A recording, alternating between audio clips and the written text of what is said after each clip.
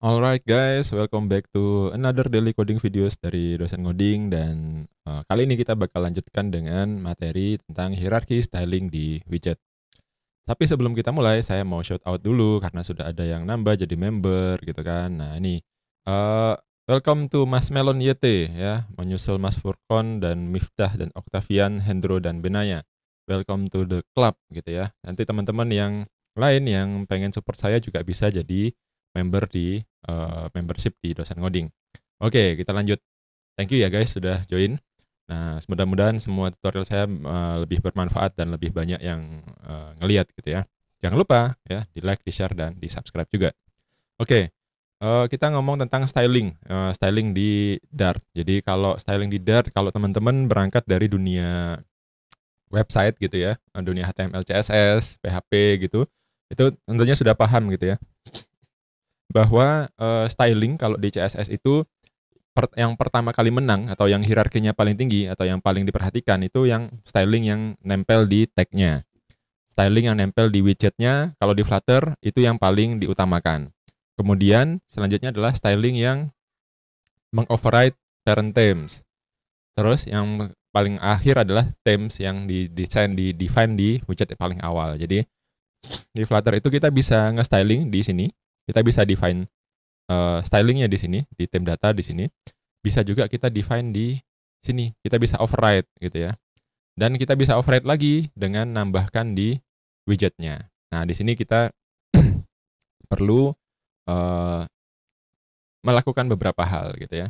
Pertama, kita harus memahami dulu styling itu apa sih gitu kan. Nah, kembali lagi di Flutter semuanya itu adalah instance dari sebuah kelas. Jadi style pun ya, theme data pun ini sebenarnya adalah sebuah kelas yang ada propertiesnya, ada values-nya segala macam.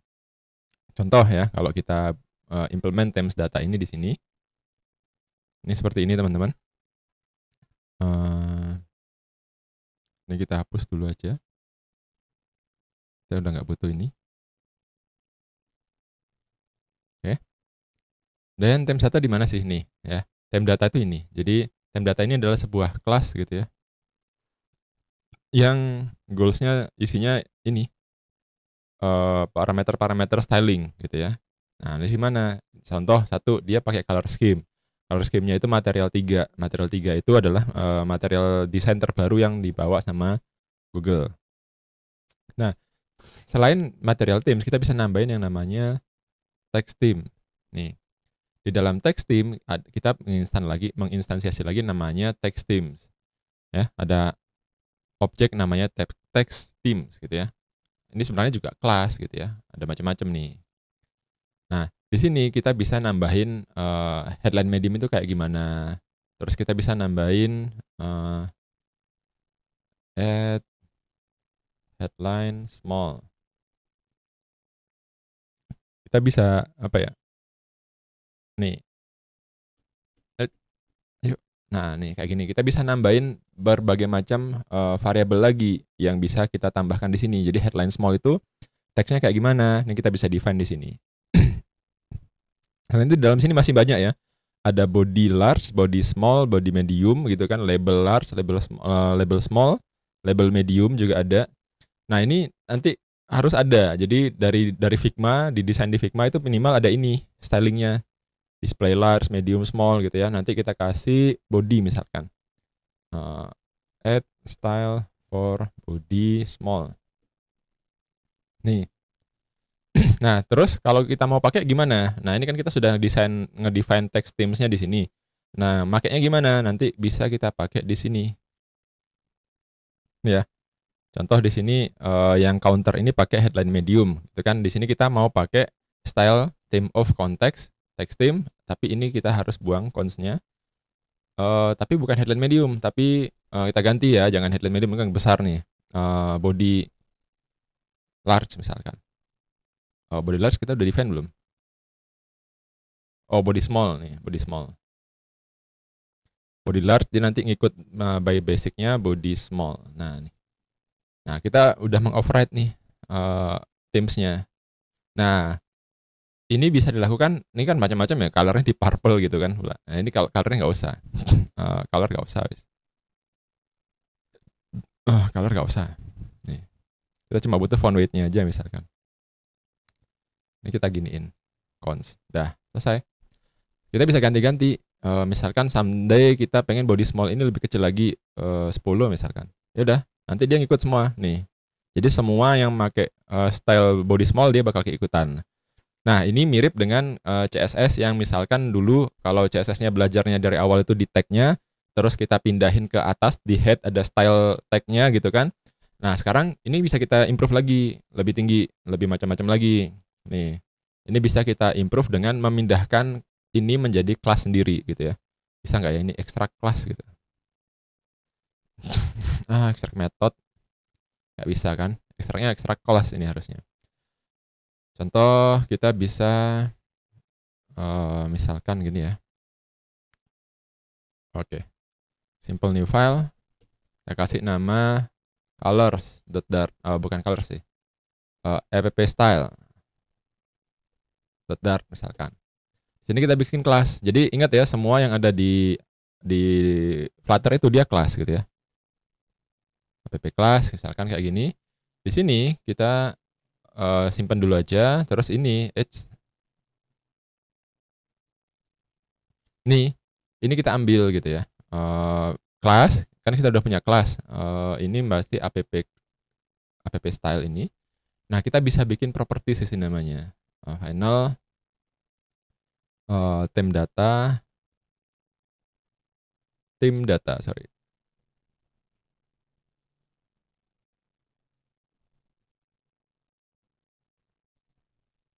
Nah, ini kan kita menginstansiasi theme data nih namanya nih. Kenapa dia?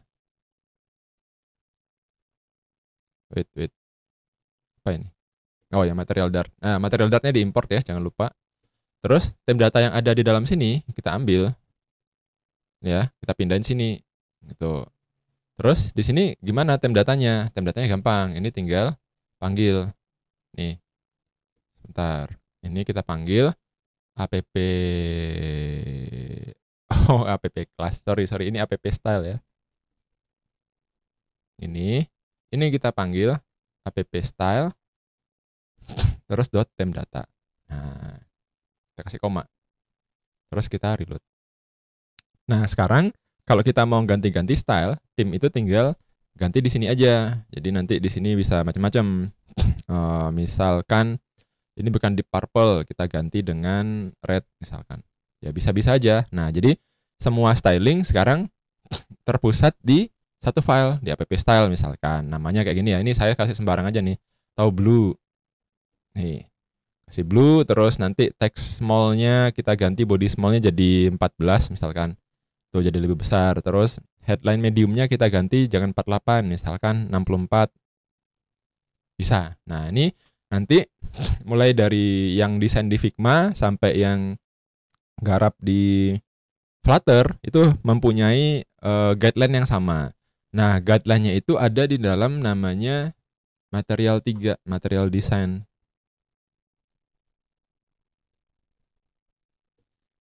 Nah, material 3 guidelines. Nih, kalau nggak salah gini nih.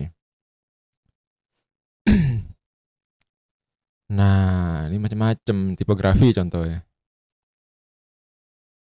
Nih ada headline 1, headline 2, headline 3, headline 4 gitu ya, macam-macam ya. Nah, nanti ini saya nggak begitu paham ya. Ini biasanya anak desain sistem nih yang tahu. Jadi dia harus ngikutin ini dan nggak boleh nggak ngikutin ini gitu. Jadi kalau nanti kita bikin barang yang ada di di Flutter-nya itu akan sama dengan styling yang ada di Flutter-nya. Nanti bisa diekspor. Nah, kayak gitu. Macam. Terus kalau teman-teman bingung, ini udah benar best practice belum? Ya belum juga, belum yang paling best practice. Sebenarnya teman-teman bisa cek aja di sini di Flutter Awesome gitu ya. Ada banyak layout nih yang bisa kita pelajari. Nah, contoh di sini ya, salah satu saya ambil Task Management UI Template with Flutter. Ini ada orang yang bikin kayak gini, Task Management Template misalkan. Nih kayak gini hasilnya. Dia ini sudah ngurusin masalah desainnya. Nah, kita tinggal ngikutin aja. Kita bisa pelajarin. Ternyata kalau saya lihat di lib main dart-nya dia itu dia juga sama nih ya, memindahkan kelasnya ke sini. Tapi dia mainnya kayak gini, appcolors.getThemes. Nah, beda ya. Appcolors di mana? Ada di ResColor nih. Nah, coba cari ResColor nih. Caranya dia beda ya. Dia ngasih pakai statik. Kalau tadi saya kan nggak statik ya. Ya boleh-boleh aja, boleh pakai statik, boleh nggak statik. Terserah, yang penting dia itu terpisah dari file Dart-nya ya, file view-nya. Nah, di sini dia sama aja nih. Ada theme data, dia punya macam-macam ya kan. Ada setter getternya. Ini masalah basic knowledge tentang Dart aja sih guys. Nggak masalah ini. Nih display medium, display small, label medium sama kan, ngikutin semua yang ada di text theme itu. Nah, nanti dipakai di dalam aplikasi. Nih, dipanggilnya kayak gini. appcolors.getThemes. Jadi dia kalau ganti themes-nya di sini semua. Nah, di sini semua. Nih. Nanti teman-teman kalau mau mengimprove lagi, bisa cek baca-baca di sini.